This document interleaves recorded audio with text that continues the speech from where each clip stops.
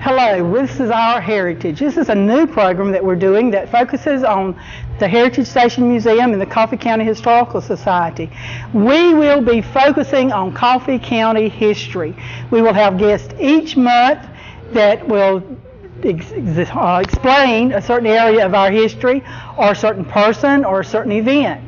And if you have anything to add to that, we'll be glad for you to contact us. We hope you continue to watch us on Channel 13 because we can't wait to get started. Today, our first guest is going to be Jim Cottingham. Welcome, Jim. Thanks, Carol. It's good to be here. Jim and I have been helping Tom Johnson, actually, I feel that way, with this Rogers exhibit we have at the museum. Jim, tell us how it kind of got started. Carol, it's a wonderful story. Glenn Clower was a longtime and beloved photographer here in Douglas, and his daughter lives near him in Perry, and through social media she got the word out that there were some beautiful images and they needed some help.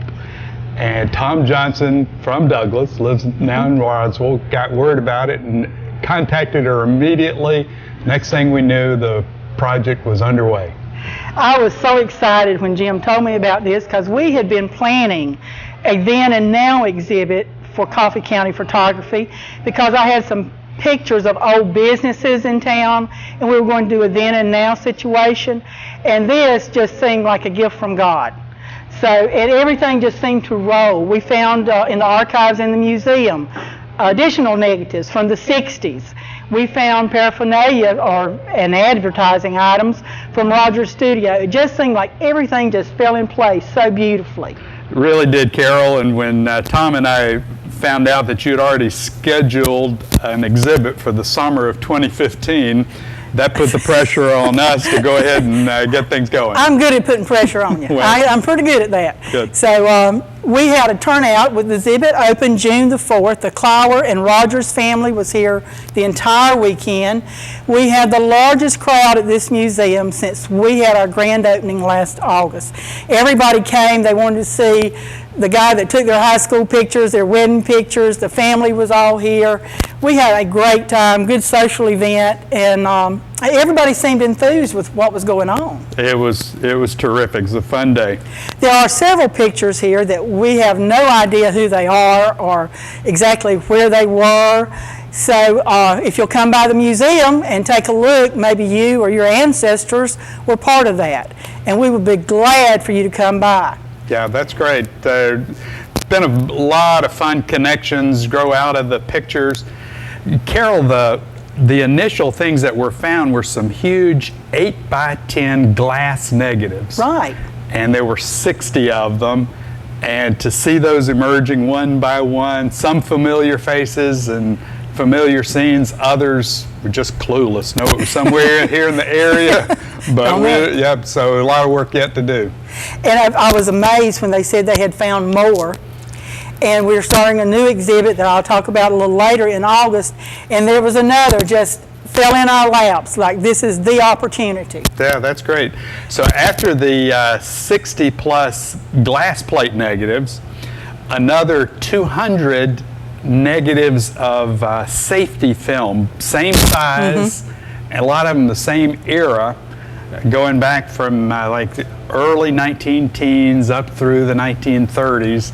Just as Tom Johnson says, depicting every aspect of Coffee County life, from birth to death. Right. It's been great. I'm just so excited about what he's doing with this. Tom Johnson is a phenomenal photographer. And I was amazed at the condition of the glass plate and the spots and everything. And the pictures he made were so clear.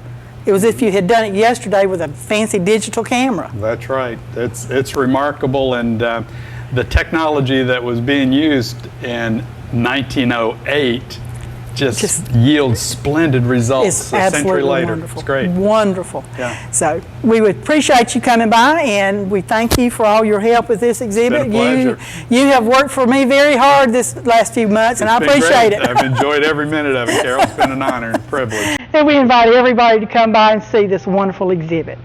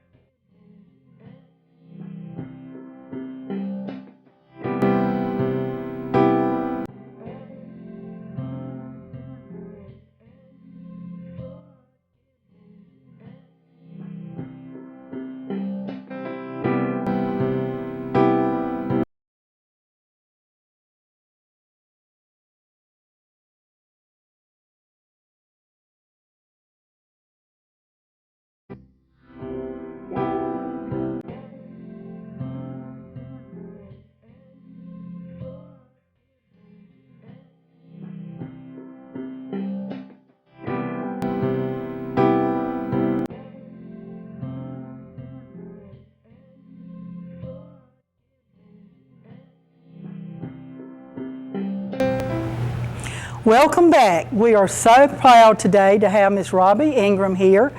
For those of you who do not know, Gaines Chapel AME Church has a mini exhibit in the museum, and it will be here for 7 or 8 more weeks.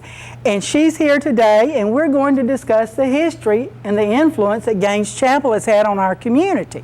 Welcome, Robbie. Glad to have you. Thank you, Carol. I'm glad to be here. When did this actually start? The congregation, what happened that made it get started? Okay, way back during the 1800s, Richard Allen saw a need for the Africans to have a place for self-expression and full involvement in the service and the worship of God in our society as a whole.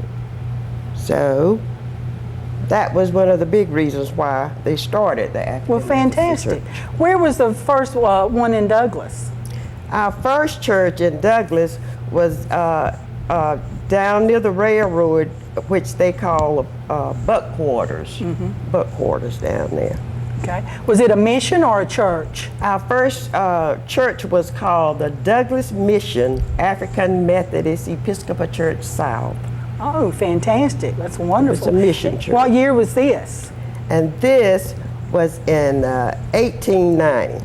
Wow, so y'all have a big anniversary this year. How about that? 125 years. That's amazing. 125 years. Okay. How long were y'all there? We were there until about 1901. Okay. And that's when B. Peterson sold the trustees of Gaines Chapel a small piece of land for a church site. Okay, and where was that site? Was that further south of where it was? It was further south. Okay. Yeah. And that church was there until when? In like, let's see, it was in the, like 1987 or so. The church was organized under the leadership of R. Smith, and he was the first pastor of the church that we have now. And what happened when urban renewal came through? Urban renewal came through, and the church that we had was sold to the trustees of the church for $25. And so that entitled us to own our own church then. Okay, and it was at the present site now? That's at the, no, that was not at the present site. Okay. That was before urban renewal came through. And when urban renewal come through, that's when we got to south. Okay. And that's the church that we have. And that now. church is located? It's located on Coffee Avenue, 1008 South Coffee Avenue. Fantastic. Okay. I know that y'all have been active for many, many years in different areas in the community. I know that during the Civil Rights Movement, many meetings were held at your church. We did. D.H. Jackson was very active in politics and the NAACP and all. And so we've had various meetings there. The MLK committee holds their meetings there for the MLK celebration each year. And Gaines Chapel often serve as the host for meetings of the Coffee County Democratic Party, the Coffee Actors and Retired Educators Association, the NAACP, and various others. I noticed there have been a lot of educators in your church. Back to Miss Gwendolyn Lott. I saw pictures in the exhibit of Miss Gwendolyn in the choir. I didn't even know she sang. Yes, we do. We have quite a few educators at Gaines Chapel whom we're very proud of. Do y'all do any mission works or community service type things? We do. We have a food bank, and we do benevolence, just various. Well, that's wonderful. Yeah. Do y'all have any plans for a celebration for your anniversary?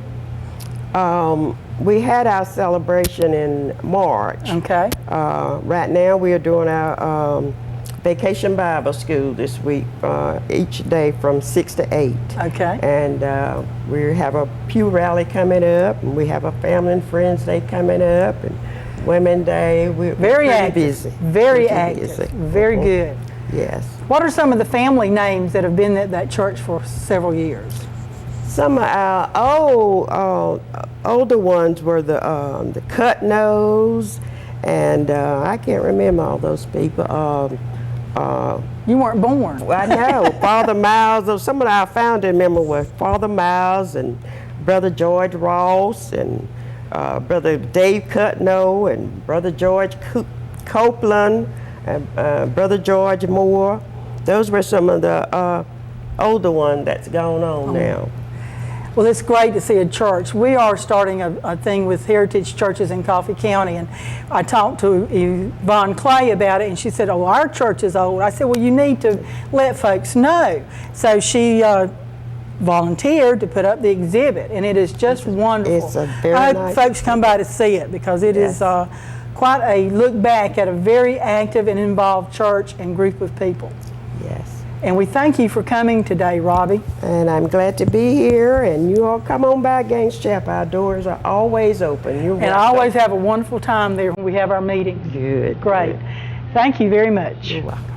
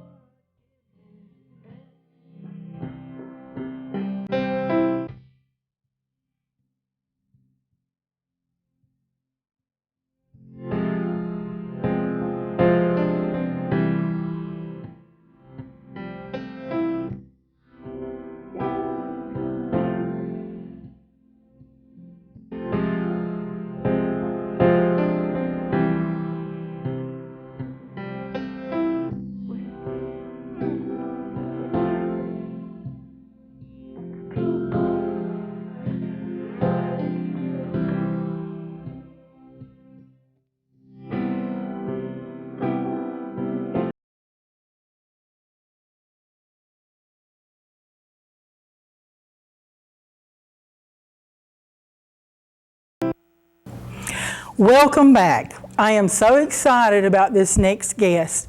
I hope that when I reach 70, that I will have a memory and a mind as sharp as hers, and that I can tell everybody about it. Well, I'm not 70, I'm 93.